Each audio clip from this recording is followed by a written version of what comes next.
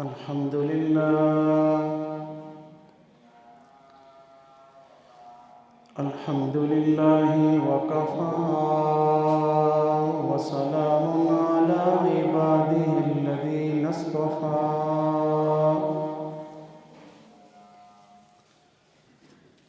أما بعد فأعوذ بالله من الشيطان الرجيم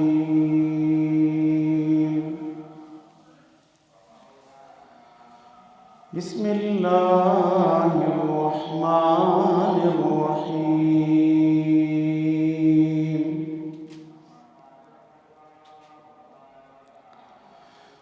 قل يا عبادي الذين أسرفوا على أنفسهم لا تقنطوا من رحمة الله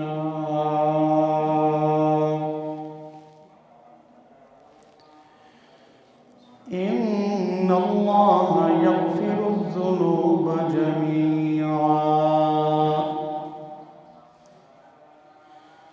إنه هو الغفور الرحيم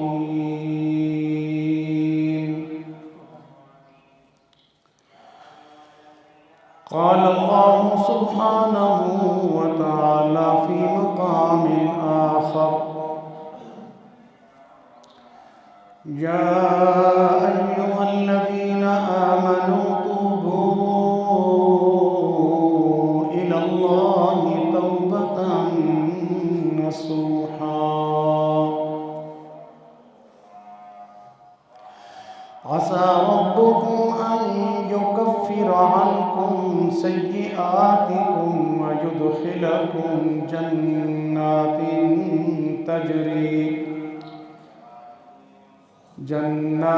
تجري من تحتها الأنهار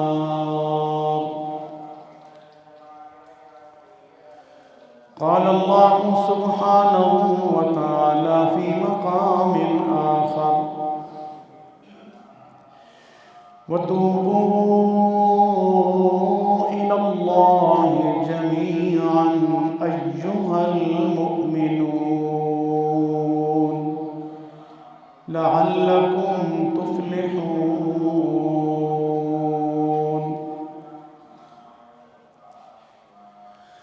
سبحانك لا علم لنا إلا ما علمتنا إنك أنت العليم الحكيم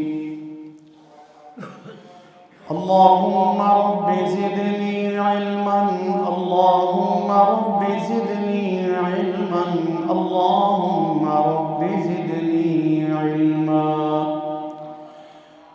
اللهم رب اشرح لي صدري ويسر لي أمري واحلل عقدة من لساني يفقه قولي اللهم ربنا تقبل منا إنك أنت السميع العليم وتب علينا إنك أنت التواب الرحيم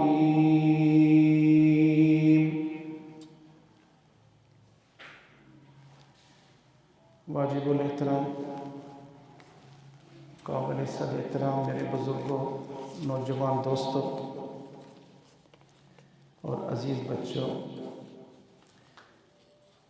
اور پردے کے پیچھے سے سماعت کرنے والی میری کلمہ شریک ماں بہنوں بیٹیوں،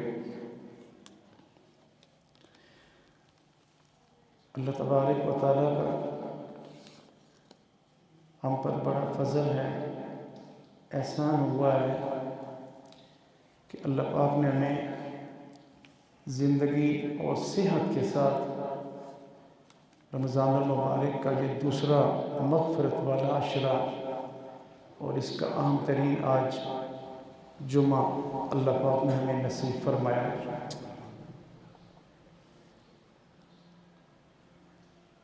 دو آدمی کا معاملہ ہوتا ہے، تو جو تیسرا بیچ میں ثالث ہوتا ہے جس کو آپ جرگوئی کہتے ہیں، وہ ایک ہی بندے کی بات سنے اور دوسرے کی بات کو نہ سنے، فیصلہ دے دے، تو دوسرا آدمی کہتا ہے یار مجھے سنتا تو صحیح نا، بے شک میں غلط بھی تھا نا، اگر مجھے سنتا تو صحیح، پھر فیصلہ دیتا۔ لیکن قربان جائیں اس ذات پہ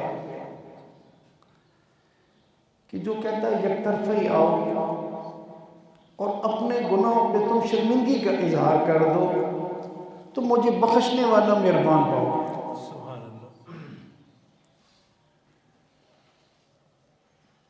تو اللہ پاک نے نا ہم پہ بڑا کرم کیا ہے۔ جن بندے کا ایمان، روح، دل زندہ ہے اور اس کے دل میں ذرا بھی اگر کوئی دین کی اہمیت ہے نا، تو وہ اس بات کو بخوبی سمجھ سکتا ہے کہ جس طرح ایک دنیا دار دنیا کی بات کو اور اہمیت کو جانتا ہے کہ اگر فلاں موقع پہ نا ایک کام ہے، سیزن ہے، اگر میں نے اس وقت پہ کیا تو مجھے نفع ہوگا، اگر میں نے وہ وقت گزار دیا تو پھر میرا نقصان ہوگا۔ بالکل اسی طرح یہ جو آج مغفرت والے عشرے کا دوسرا جمعہ اللہ پاک نے نا ہمیں نصیب فرمایا ہے، اب یہ سال کے بعد پھر آئے گا، اور سال کے بعد کیا ہم میں سے کسی کو پتہ ہے کہ ہم آئندہ اس جمعے میں موجود ہوں گے؟ میں نے تو بہت بڑی بات کر دی ہے۔ قرآن پاک تو کہتا ہے کہ تم میں سے جب کسی کی موت کا وقت آتا ہے نا تو ایک لمحہ بھی وہ آگے پیچھے ہونا چاہے تو وہ نہیں ہو سکتا۔ ایک حدیث مبارکہ میں آتا ہے پیارے نبی کریم صلی اللہ علیہ وآلہ وسلم کے پاس نا ایک صحابی بیٹھے تھے تو موت کی بات ہوئی کہ کتنا فاصلہ باقی ہے، سال باقی ہے، مہینہ باقی ہے، ہفتہ باقی ہے، ایک دن باقی ہے۔ جب یہ بات ہو رہی تھی تو حضور نے فرمایا کہ میں نے نا نماز پڑھی ہے نا، میں نماز پڑھ رہا ہوں نا تو مجھے یہ نہیں پتا میں رکوع پہ جا سکتا ہوں کہ نہیں، رکوع میں گیا ہوں تو مجھے نہیں پتا میں اٹھ سکتا ہوں کہ نہیں، اور بلکہ حدیث کے اندر تو صریح الفاظ آتے ہیں کہ اگر میں نے نا ایک طرف سلام پھیرا ہے تو مجھے یہ بھی نہیں پتا کہ میں دوسری طرف سلام پھیر سکتا ہوں کہ نہیں۔ اس قدر یہ مختصر سی زندگی ہے، اور اس مختصر سی زندگی کو ہم بنانے کے لیے کس قدر آج نا قدریاں کر رہے ہیں۔ روزے کے حوالے سے بھی آپ دیکھ لیں کتنے لوگ ہیں، کوئی ٹھیک ہے کوئی شرعی بیماری ہے، شرعی عذر ہے تو وہ تو ٹھیک ہے، اللہ نے رخصت دی ہے، لیکن کوئی آدمی بیماری کا بہانہ بنا کے، سفر کا بہانہ بنا کے، محنت مزدوری کا، غربت کا بہانہ بنا کے وہ کہے کہ میں روزہ ہی نہیں رکھ سکتا تو یہ پھر کیا منہ دکھائے گا اللہ کو؟ اس قیمتی لمحات کی ہم نے کیا قدر کی ہے؟ تو بہرحال ابھی بھی وقت نہیں گیا، جتنے لوگ بھی ہیں نا یہ جو ناقدریاں ہو گئی ہیں، روزے کی ہو گئی، نماز تراویح کی ناقدری کر دی، قرآن پاک کی ناقدری کر دی، اس کو پیٹھ دکھا دی، تو ابھی وقت گیا نہیں ہے، ہم واپس آ جائیں واپس، اور جب واپس آئیں گے نا تو اللہ تبارک و تعالیٰ کی ذات اتنی غیور ذات ہے، کریم ذات ہے کہ وہ ہمیں تانا بھی نہیں دے گا، اب آئے ہو، ہم جس طرح پنجابی میں کہتے ہیں ہون آیا ہے، ہون جاگ ملی ہے، ہون خیال آیا ہی، اللہ تبارک و تعالیٰ تانا بھی نہیں دیتے اور بڑے خوش ہوتے ہیں۔ تو پیارے ساتھیوں، آپ جو لوگ تشریف فرماؤ اور ذرا غور کرو، سوچو کتنے رمضان آئے، آ کے چلے گئے، کیا تبدیلی آئی؟ اگر میں یہ کہوں کہ اس پر میں بہت ساری باتیں پچھلے جمعے میں کر چکا ہوں، آن دا ریکارڈ موجود ہیں، آپ ان کو پھر سن لیں۔ آج میں یہ کہنا چاہتا ہوں نا کہ توبہ کرو نا تو پھر تبدیلی بھی آ جائے، پھر تبدیلی لے آؤ۔ ہوتا ہے نا کہ اب گھر تبدیل ہو گیا، ٹھیک ہے جی، ایک سفید داڑھی تھی تو اس کے اوپر اس نے کالا پولا لگا دیا، تبدیلی آ گئی نا۔ تو جس طرح آپ یہ تبدیلیاں لاتے ہیں نا کہ میں نے اپنے بڑھاپے کو چھپانا ہے، اپنے اس داغ کو چھپانا ہے، تو آؤ اللہ نے موقع دیا، توبہ بھی کرتے ہیں اور گناہوں کے داغوں کو بھی چھپاتے ہیں اور پھر تبدیلی بھی لاتے ہیں. اور تبدیلی یہ ہے کہ جو میں نے آیت کریمہ پڑھی ہے نا کہ اللہ کہتے ہیں توبہ کرو تو توبۃ النصوح کرو. اور توبۃ النصوح کا ایک مطلب یہ بھی ہے کہ پھر گناہ میں نے نہیں کرنا. تو آج جمعے کا مبارک دن ہے, اللہ نے یہ لمحے نصیب فرمائے ہیں اور نیت کر لو کہ انشاءاللہ العزیز اب ہم نیکی کی زندگی گزاریں گے, تقوی اور پاکدامنی کی زندگی گزاریں گے. بولو انشاءاللہ. ہم انشاءاللہ نمازی بن کے زندگی گزاریں گے انشاءاللہ. روزے جو باقی رہ گئے یہ سارے روزوں کا اہتمام کریں گے انشاءاللہ. سحری کے وقت اٹھیں گے اور تہجدوں کو بھی اہتمام کریں گے اور اللہ سے مانگیں گے. ہدایت جو ہے نا بغیر مانگنے کی نہیں ملتی. قرآن پاک کہتا ہے وَيَهْدِي إِلَيْهِ مَنْ أَنَابَ وَيَهْدِي إِلَيْهِ مَنْ يُنِيبُ. اللہ ہدایت اس کو دیتے ہیں جو اللہ کی طرف رجوع کرتا ہے. تو یہ بڑے مبارک لمحات ہیں, ان میں مانگیں اللہ سے کہ اللہ مجھے بے نیکی والی زندگی نصیب فرما, تقوی والی زندگی نصیب فرما, پاکیزگی والی زندگی جو ہے نا وہ نصیب فرما. یا اللہ میں نے بڑا نفس کو خوش کر لیا, شیطان کو بڑا خوش کر لیا. یا اللہ اب میں تبدیلی لاؤں گا, اب میں پھر دوبارہ ان گناہوں کی طرف, اس گناہ کے ماحول میں, اس برے ماحول میں کبھی بھی نہیں جاؤں گا. تو جب ہم انشاءاللہ نیت کر لیں گے تو اللہ تبارک و تعالیٰ ہمارے لیے آسان فرما دیں گے. پیارے ساتھیوں, اس میں کوئی شک نہیں. میں دو باتیں کہتا ہوں.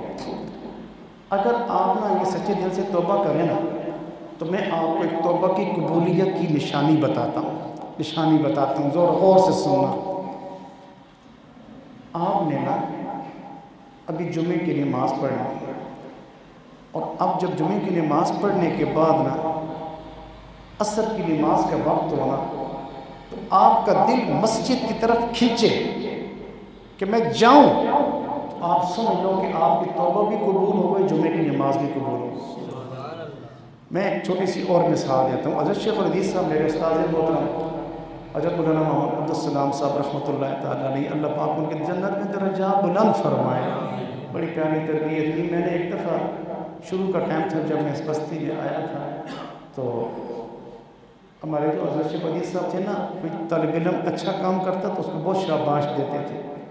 تو میری جو تھوڑی جو دین کی محنت تھی نا, تو یہ کارگزاری جب جاتی تھی تو وہ اپریشیٹ کرتے تھے, شاباش دیتے تھے. تو میں نے ایک جملہ کہہ دیا, میں نے کہا حضرت دعا فرمائے اللہ قبول فرما لے. کیا کہا میں نے؟ حضرت دعا فرمائے کہ اللہ قبول فرما لے. تو آگے سے مجھے فرمایا اگر قبول نہ کرنا ہوتا تو تجھے اللہ اس کام پہ لگاتا ہی نہیں. پھر مجھے پوچھا کہ جب تو مسجد سے گھر چلا جاتا ہے اور اب اگلے دن اٹھ کر مسجد بچوں کو پڑھانے کے لیے خوشی سے آتا ہے, دل کھینچا ہوا آتا ہے. میں نے کہا جی استاد جی. تو کہتے ہیں یہ قبولیت کی نشانی ہے. بالکل اسی طرح اگر آپ ایک نیکی کریں نا اور پھر اس کے بعد دوسری نیکی کرنے کو دل کریں تو سمجھ لو کہ اللہ نے پہلی بانی کو قبول فرما لیا ہے. مولانا تقی عثمانی صاحب کو بھی ایک دفعہ سن رہا تھا تو انہوں نے نا بیان میں بڑا پیارا جملہ کہا, اور وہ اپنے والد حضرت مفتی شفیع صاحب رحمۃ اللہ علیہ کے حوالے سے بیان فرما رہے تھے. کہتے ہیں کہ حضرت والا کے پاس, یہ لفظ استعمال کی, حضرت والا کے پاس نا ایک بندہ آیا نا, تو بندہ آ کر کے کہتا ہے حضرت دعا فرمائے کہ یہ اللہ میری نیکی کو نا قبول فرما لے. تو کہتے ہیں کیوں؟ تیرے اندر کوئی اللہ نے دشمنی ہے؟ تم کوئی اللہ نہ دشمن؟ نیکی کرنے والا تو اللہ کا دوست ہوتا ہے. واللہ یحب المحسنین, اللہ نیکی کرنے والے کو دوست رکھتے ہیں. تو جب تو نے نیکی کی ہے اور اللہ کے لیے کی ہے تو یہ اللہ تبارک و تعالیٰ کی تیرے ساتھ دشمنی تھوڑی ہے کہ اللہ تیری نیکی کو قبول نہ کریں گے. اللہ ضرور قبول کریں گے. پیارے ساتھیوں, یہ بڑے مبارک لمحات ہیں. دیکھیں میں آپ کو قرآن و حدیث سے نا 20 واقعات سناتا رہتا ہوں. آج میں آپ کو سناؤں گا کہ آپ ان کو بھی سامنے رکھیں. گزشتہ جو میں نے بیان کیا تھا ان گناہوں کو سامنے رکھیں اور میں اور آپ اپنی زندگی کا اگر جائزہ لیں, گناہوں کو دیکھیں. اس میں کوئی شک نہیں کہ ہمیں ان گناہوں کو ہلکا نہیں سمجھنا چاہیے, لیکن صرف میں ایک تھوڑا سا تکاملی جائزہ لے رہا ہوں ان گناہوں کے ساتھ جو قرآن و حدیث میں ہیں. اتنے بڑے گناہ گاروں کو اللہ نے کیسے معاف کیا ہے, تو اس کے مقابلے میں نا ہمارے گناہ اتنے بڑے نہیں ہیں. صرف آپ کو حوصلہ دینے کے لیے. ہاں یہ بڑے ہوتے ہیں, کب ہوتے ہیں یہ بھی میں آپ کو بتاتا ہوں. ہمارے گناہ کیا ہیں؟ روزے تھے نہ قدری کی, کبھی روزہ رکھا کبھی نہ رکھا, نماز پہ دل کیا تو آ کے نہ آیا تو گھر میں پڑھ لی، یہ گناہ ہے نا۔ رات کو میں نماز تراویح میں کہہ رہا تھا کہ جب رمضان شروع ہوا تو آپ دیکھیں مسجد کا چک بھری ہوئی تھی، اب رات کو کتنے لوگ رہے، جیسے میں رات کو آپ کے سامنے بات کر رہا تھا، یہ گناہ ہے نا، مسجد چھوڑ گئے نا، تراویح نہیں پڑھی نا، ٹھیک ہے۔ اسی طرح ہر بندے کو نا اپنے عیب و خوب پتہ ہوتا ہے، اپنا جائزہ لے سکتا ہے، گریبان میں جھانک سکتا ہے کہ میرا ماضی کیسا ہے، اس میں کیا کیا بدعمالیاں ہیں۔ تو جب وہ جائزہ لے گا نا، چلیں مردوں کے حوالے سے تو میں نے بہت ساری باتیں کر دی، پردے کے پیچھے خواتین بیٹھی ہیں، خواتین کا زیادہ تر کیا ہوتا ہے، بیٹھی غیبت کر دی، کسی کی چغلی کھا دی، اکثر خواتین کا یہ ہوتا نا، ادھر ادھر کی لائی بجائی کر دی، دو بہنوں میں کوئی اور کسی میں صرف مسلم مسائل، یہ چیزیں۔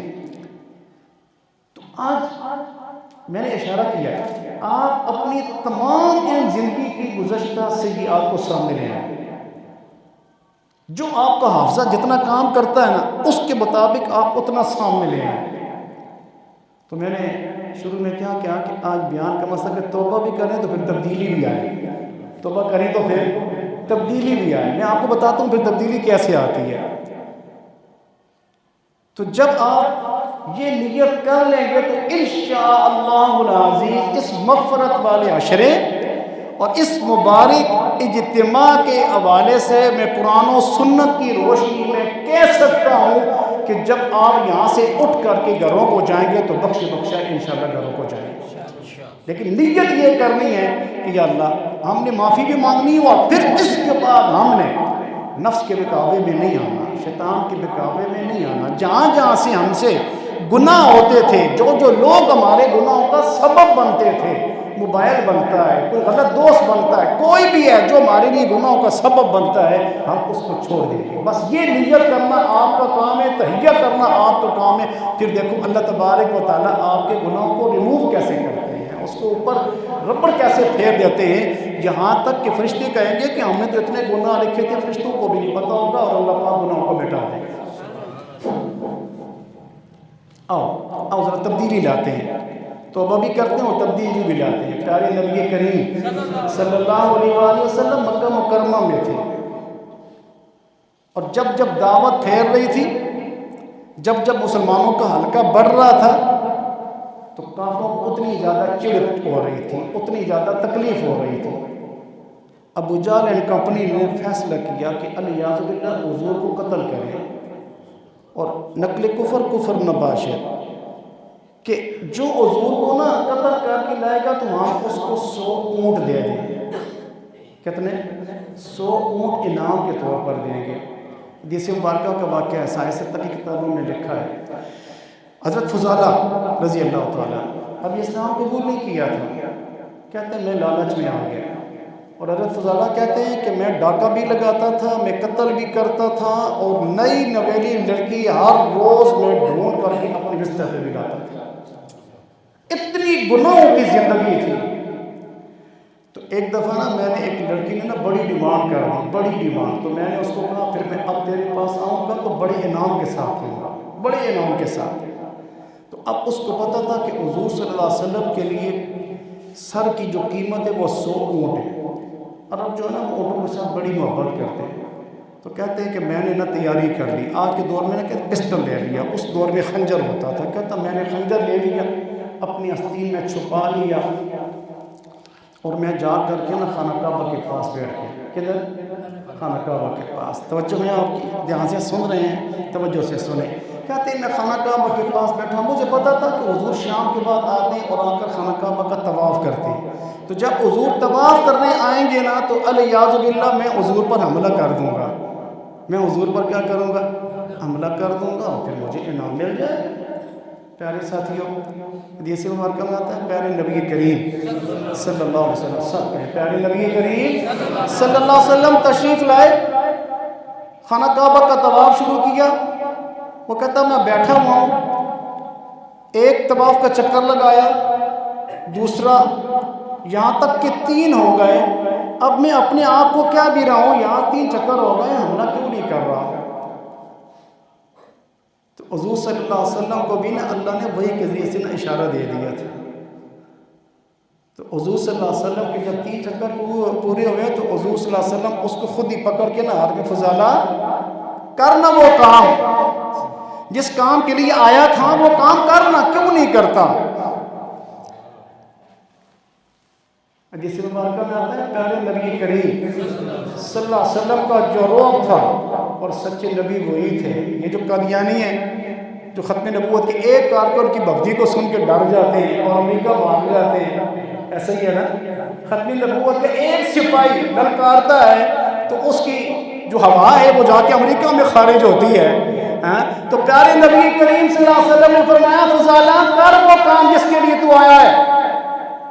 اس لیے کہ حضور صلی اللہ علیہ وسلم نے 2 مہینے کی ایک مہینے کی مسافت سے دشمن کے اوپر رعب مسلط کیا ہوا ہے. حضور کا رعب بھی ایسا تھا کہ وہ حملہ کرنے کا سوچ ہی نہیں سکا. فضالہ خود کہتے ہیں کہ جب مجھے نا حضور نے نا کندھے سے پکڑ کے ایسے ہاتھ رکھا جوڑا تو میں تھر تھر کانپنے لگا. تو میرے ہاتھ میں جو خنجر تھا وہ خنجر میرے قدموں میں گر گیا، نیچے گر گیا. کہتے ہیں خنجر کیا گرا کہ پھر میں بھی حضور کے قدموں میں گر گیا. پیارے ساتھیوں ذرا غور سے سننا، توبہ بھی کرنی ہے اور تبدیلی بھی لانی ہے. تبدیلی کیا کرنا ہے؟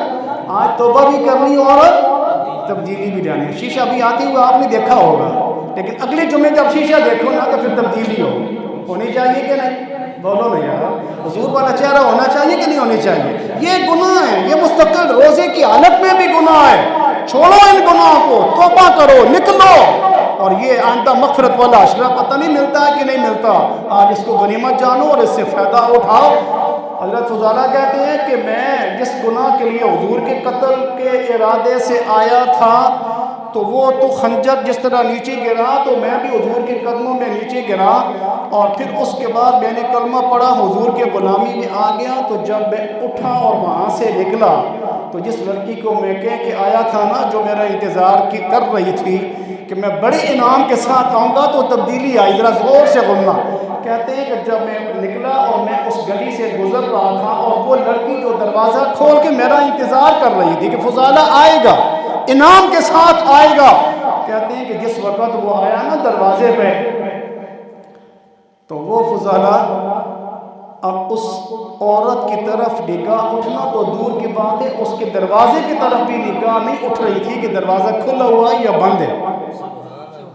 تو کہتے ہیں کہ جب دروازہ کھلے دروازے کے سامنے سے نا فضالہ گزرا تو اس لڑکی نے نا اندر سے دیکھ لیا اور دیکھ کر وہ دروازے کے پاس آئی. اور پھر جب فضالہ نے ادھر آنکھ اٹھا کے بھی نہیں دیکھا، تبدیلی آ گئی. کیا ہوا؟ تبدیلی آ گئی. وہ جب جا رہا تھا تو اس عورت نے، نوجوان ینگ عورت نے پیچھے سے آواز دی، فضالہ میں ادھر ہوں، آگے گزر گیا تو. آواز دیتی ہے. اس فضالہ نے جس طرح آنکھ نہیں اٹھائی اسی طرح کانوں کے پردے میں بھی اس آواز کو بند رکھا اور اندر جانے ہی نہیں دیا. کہتے ہیں کہ وہ لڑکی پیچھے بھاگ کر کے نہ جا کے اس نے پکڑ لیا. خبردار ہاتھ آگے نہ بڑھانا، خبردار ہاتھ آگے نہ بڑھانا. فضالہ تو وہی ہے؟ فضالہ تو وہی ہے؟ اس نے کہا نہیں، اب تبدیلی آ گئی. اب کیا ہے؟ اب تبدیلی آ گئی. فضالہ تجھے کیا ہو گیا؟ سر کیوں نہیں اٹھاتا؟ تو مجھے دیکھنے کو ترستا تھا، تڑپتا تھا، اب تیری نگاہ کیوں نہیں اٹھتی؟ اس وقت فضالہ کہنے لگا کہ اب میری ان آنکھوں کو حضور کو دیکھ لیا ہے، اب جو میری نگاہ پاک ہو گئی ہے تو اب غیر محرم پہ پڑھ کر کے میں اپنی نگاہوں کو پاک نہیں کرنا چاہتا. اس کو بند کرو، مجھے میری یاد رکھ. تو پیارے ساتھیوں، آج توبہ بھی کرو اور تبدیلی بھی لاؤ گے تبدیلی. چلو بیل ہو چکی ہے. ایک حدیث مبارکہ چھوٹی سی سناتا ہوں، ترجمہ مفہوم عرض کرتا ہوں، پھر اس کے بعد نتیجہ بیان کر کے. حدیث مبارکہ میں آتا ہے پیارے نبی کریم صلی اللہ علیہ وآلہ وسلم تشریف فرماتے، صحابہ بھی بیٹھے ہوئے تھے اور ایک شخص آیا اور آ کر کے حضور کے پاس بیٹھ گیا. کدھر بیٹھ گیا؟ جی آگے سے بولا کرے تاکہ مجھے پتہ چلے میرے ساتھ چل. کہاں بیٹھ گیا؟ حضور کے سامنے بیٹھ گیا. تو حضور صلی اللہ علیہ وسلم کے سامنے بیٹھ کر راوی کہتے ہیں ابسط یدک یا محمد صلی اللہ علیہ وآلہ وسلم، یعنی آگے حضور کے پاس بیٹھا اور ابسط یدک یا محمد، یا ہاتھ آگے بڑھائیے. کیا کیجئے؟ اپنا ہاتھ آگے بڑھائیے. کہ میں آپ کے ہاتھ پہ بیعت کرتا ہوں اور کلمہ پڑھتا ہوں. تو پیارے نبی کریم صلی اللہ علیہ وسلم نے فَبَسَطَ يَدَهُ وَنَزَعَ يَدَهُ، حضور نے ہاتھ آگے بڑھایا تو اس نے ہاتھ پیچھے کر لیا. حضور نے ہاتھ آگے بڑھایا وَنَزَعَ يَدَهُ، اس نے ہاتھ کیا کیا؟ پیچھے کر لیا. اتنی بڑی بے ادبی، اتنی بڑی گستاخی. صحابہ اکرام رضی اللہ عنہ کے کندھے کھڑے ہو گئے، سر کھڑا ہو گیا کہ یہ ہمارے سامنے بیٹھ کر کے ہمارے پیارے نبی کریم صلی اللہ علیہ وسلم کی بے ادبی کر رہا ہے، گستاخی کر رہا ہے. لیکن قربان جائے صبر اور تحمل پہ. اللہ ہمیں بھی اس کے کچھ حصہ نصیب فرمائے. صبر کیا کرو، تحمل سے کام لیا کرو، فوراً آپے سے باہر نہ ہوا کرو. پیارے نبی کریم صلی اللہ علیہ وآلہ وسلم نے فرمایا انت قلت لی ابسط یدک، تو نے مجھے کہا کہ آپ اپنا ہاتھ آگے بڑھائیں. میں نے اپنا ہاتھ آگے بڑھایا اور پھر تو نے اپنے ہاتھ کو پیچھے کھینچ لیا. کیوں؟ فَبَسَطْتُ يَدِي وَنَزَعَ يَدَكَ، میں نے اپنا ہاتھ آگے بڑھایا تیرے کہنے پہ کہ آپ ہاتھ آگے کریں. میں بیعت کرتا ہوں، کلمہ پڑھتا ہوں، مسلمان ہوتا ہوں. میں نے آپ کا ہاتھ آگے بڑھایا، آپ نے پیچھے کر لیا. کیوں؟ وہ کہنے لگا یا رسول اللہ صلی اللہ علیہ وآلہ وسلم، میں ایک بات ہے پہلے وہ جان لوں پھر اس کے بعد اس پہ آتا ہوں. بہت کیا بات ہے؟ کہنے لگا یا رسول اللہ صلی اللہ علیہ وسلم، میں صرف یہ جاننا چاہتا ہوں کہ اگر میں کلمہ پڑھتا ہوں، مسلمان ہو جاتا ہوں، آپ کی غلامی میں آ جاتا ہوں، آپ کے ہاتھ پہ بیعت کر لیتا ہوں، تو کیا میرے ماضی کے گناہ معاف ہو جائیں گے؟ کیا میرے ماضی کے گناہ معاف ہو جائیں گے؟ تو حضور نے فرمایا تو ذرا بتا تو صحیح تیرے گناہ کیا ہیں؟ کہنے لگا یا رسول اللہ صلی اللہ علیہ وسلم، میں 70 بچیوں کو زندہ درگور کر چکا. کتنا؟ 70 بچیاں. 70 بچیوں کو زندہ درگور. ایک تو ہوتا ہے نا مارا ہے تو مار کے نہیں، میں نے زندہ بچی کو لے کے قبر میں گھاڑ دیا ہے. 70 بچیاں. پھر اس نے تفصیلی اپنا واقعہ سنایا. خود راوی کہتا ہے کہ میں حیران تھا کہ اس کا میں نام تلاش کروں، لیکن میں نے پھر نام بھی نہیں لکھا. تو میں خود اس روایت کے حوالے سے بڑی سرچ کرتا رہا کہ مجھے نام مل جائے. تو بہرحال یہ مشہور واقعہ ہے، میں نے پہلے بھی آپ کے لیے کئی دفعہ سنایا ہوا ہے. پھر اس نے واقعہ اپنا مزید سنایا. کہنے لگا یا رسول اللہ صلی اللہ علیہ وآلہ وسلم، میں کہیں سفر پہ جا رہا تھا، بیوی میری حاملہ تھی، حمل سے تھی، میرا بچی بچہ کوئی ہونے والا تھا. اس وقت الٹرا ساؤنڈ وغیرہ یہ چیزیں نہیں ہوتی تھی. توجہ ہے آپ کی؟ بات پوری کر لوں یا ٹائم کی پابندی کروں؟ حدیث پوری کر لوں؟ جی، جو کہتے ہیں پوری کر لو ہاتھ اوپر کرو ذرا، ماشاءاللہ پتہ چلے جمعے کا مبارک دن ہے. یا اللہ اٹھے ہوئے ہاتھوں کو قبول فرما. اے اللہ یہ ہاتھ اٹھے ہیں، اوپر کریں ہاتھ، آپ بھی ہاتھ اوپر کریں. یہ اٹھے ہوئے ہاتھ حضور کی حدیث کی محبت میں، کس کی محبت میں؟ حضور کی حدیث کی محبت میں اٹھے ہاتھوں کو یا اللہ قبول فرما. پیارے ساتھیوں، وہ کہنے لگا یا رسول اللہ میں سفر پہ جانے لگا، میری بیوی حمل سے، بچے کی امید ہے. تو میں نے جاتے ہوئے نا بیوی کو یہ وصیت کی کہ اگر بچہ ہوا نا تو پھر خوب خوشی کرنا، خوشی بنانا اور اس کا بہت خیال کرنا، بہت اچھی تربیت کرنا. اور اگر بچی ہو گئی نا تو اس کو ٹھکانے لگا دینا، کسی سے لگوا لینا. کہتا جی میں چلا گیا. کہتے ہیں کہ میں چند سالوں کے بعد جب واپس آیا گھر میں، جس وقت میں آیا تو مجھے کوئی بچہ نظر نہیں آیا. تو میں سمجھ گیا کہ بچہ نہیں ہوا ہوگا، تو بچی ہوگی تو اس نے ٹھکانے لگا دی ہوگی. کہتے ہیں کہ جس وقت 2-4 دن گزر گئے نا تو میری بیوی نے نا میرے اچھے موڈ کو دیکھا، آج ذرا میں اچھے پیار کے لولی موڈ میں ہوں. تو اس وقت میری بیوی کہنے لگی کہ اگر آپ کی اجازت ہو تو میں آپ سے ایک بات کہنا چاہتی ہوں کہ آپ کے بعد نا اللہ نے بیٹی دی ہے، اور وہ بیٹی بڑی پیاری ہے، وہ خوبصورت، اللہ پاک نے بہت پیاری بچی دی ہے. تو میں نے اس بچی کو نا آپ کے اس ڈر سے کہ آپ اس کو قتل کر دیں گے، زندہ درگور کر دیں گے، تو میں نے کہیں اس کو دور چھوڑ آئی ہوں، کسی رشتہ دار کے پاس نا دور چھوڑ آئی ہوں تاکہ آپ اس کو یہ نہ کر سکیں.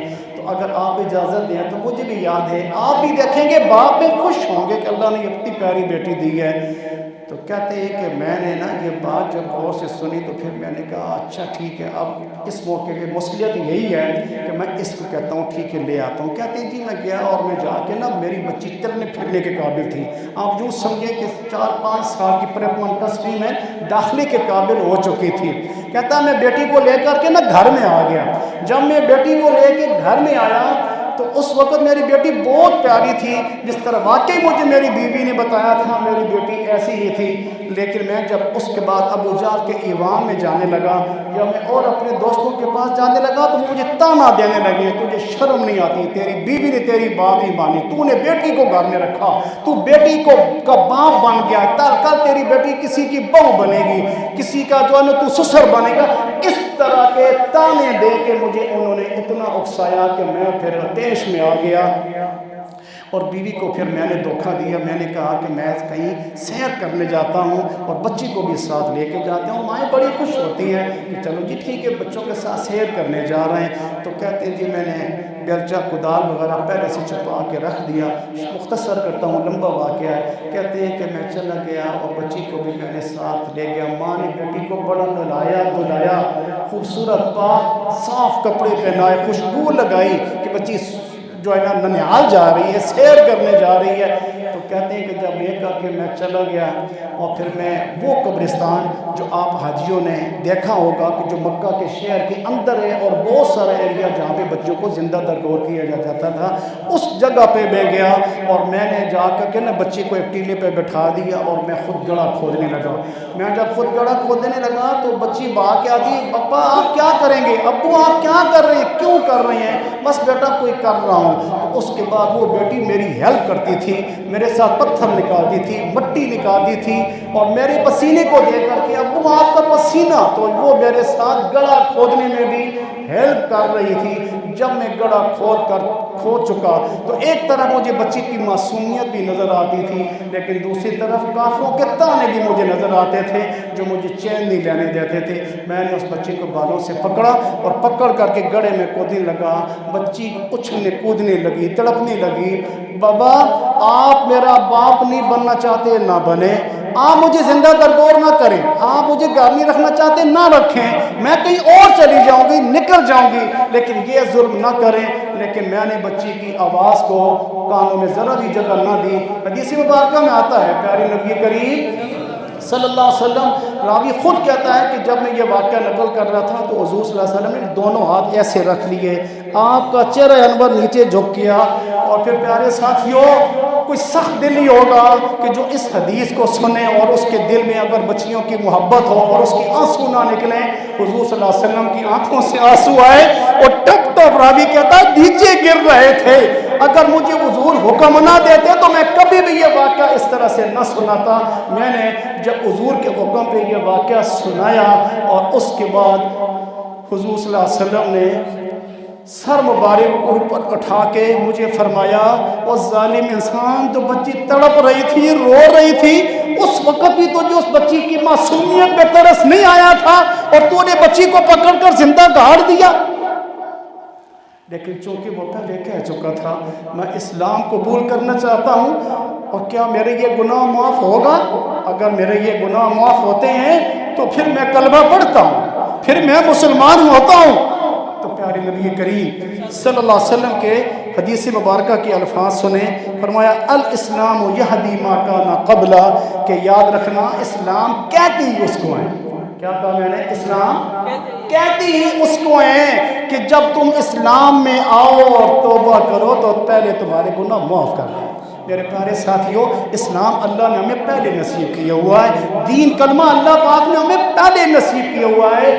میرے محترم حضرات اور خواتین، میں آپ سے یہ گزارش کرنا چاہتا ہوں، ہم بڑے گناہ گار ہیں، میں نے چھوٹے چھوٹے چند گناہوں کا ذکر کیا ہے، لیکن کم از کم اس طرح کے گناہ نہیں ہیں۔ اگر اس طرح کے گناہ گار بھی آ کر حضور صلی اللہ علیہ وسلم سے معافی کا سرٹیفکیٹ لیں تو حضور کہہ رہے ہیں کہ اگر تیرے دل میں اسلام سچا ہے، ایمان سچا ہے، ایمان پکا ہے، تو پھر انشاءاللہ تیرے یہ گناہ معاف ہو جائیں گے، تیرے یہ گناہ معاف ہو جائیں گے۔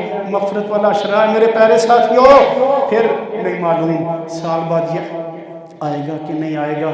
آج کے اس موقع کو غنیمت جانو، جمعے کی اس اجتماع کو غنیمت جانو. بڑا عظیم اجتماع ہے.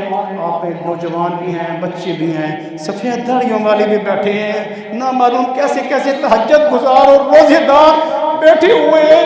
آپ ذرا سا اللہ کی طرف توجہ کر کے اخلاص کے ساتھ, تقوی کے ساتھ, ڈرتے ہوئے, لرزتے ہوئے, اپنے گناہ کو سامنے رکھتے ہوئے, پردے کے پیچھے میں پتہ نہیں کیسی کیسی میری بوڑھی مائیں بیٹھی ہیں, بیٹیاں بیٹھی ہیں, بہنیں بیٹھی ہیں, کون سی کوئی ایسی اللہ والی ہو کہ جس کی وجہ سے اللہ ہم سارے اجتماع کی توبہ کو اللہ قبول فرما رہے ہیں, اور ضرور وہ فرمائیں گے. جس مبارکہ میں آتا ہے جس طرح تمہارا اللہ کے بارے میں گمان ہوتا ہے اللہ اس طرح کا معاملہ کرتے ہیں. ایک حدیث میں آتا ہے کہ ایک شخص نے کہا پتہ نہیں میرا گناہ معاف ہوتا ہے کہ نہیں ہوتا. لوگ بھی ہم آپس میں خود بھی باتیں کر دیتے ہیں. ہمارے حضرت شیخ الحدیث سے فرماتے تھے کہ اگر تو پہلے یہ نیت کر کے جائے گا نا تو پھر تیرے گناہ میں معافی نہیں ہوں گے, اور اگر تو اللہ کی رحمت, اللہ کی مغفرت کا, وسعت کا احاطہ رکھتے ہوئے, اس کا لحاظ رکھتے ہوئے, اللہ نے فرمایا وَإِنَّ رَبَّكَ لَذُو مَغْفِرَةٍ لِلنَّاسِ عَلَىٰ ظُلْمِهِمْ. کیا لوگوں کو پتہ نہیں ہے کہ میری مغفرت کس قدر عظیم ہے؟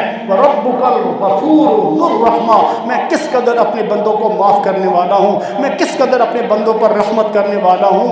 وَتُوبُوا إِلَى اللَّهِ جَمِيعًا أَيُّهَا الْمُؤْمِنُونَ. اے ایمان والو تم توبہ کرو تو صحیح. پھر میں یہ نہیں کہتا کہ میں تمہاری توبہ کو قبول کروں گا لعلکم تفلحون, میں تمہیں کامیاب کر دوں گا, دنیا میں بھی کامیاب کر دوں گا اور آخرت میں بھی کامیاب کر دوں گا. انہی الفاظ کے ساتھ اکتفا کرتا ہوں. اللہ تبارک و تعالیٰ سے دعا ہے کہ اللہ ہماری حاضری کو قبول فرمائے, اس اجتماع کو قبول فرمائے, ہماری ماضی کی جتنی بھی سیئات ہیں, گناہ ہیں, اللہ ان سب کو معاف فرمائے, اور دنیا آخرت میں اللہ ہم سب کے ساتھ آسانی والا معاملہ فرمائے. اور رمضان مبارک کی بقیہ جو عشرہ باقی ہے, چند گھڑیاں مہمان گھڑیاں ہیں, اللہ پاک ہم سب کو ان کو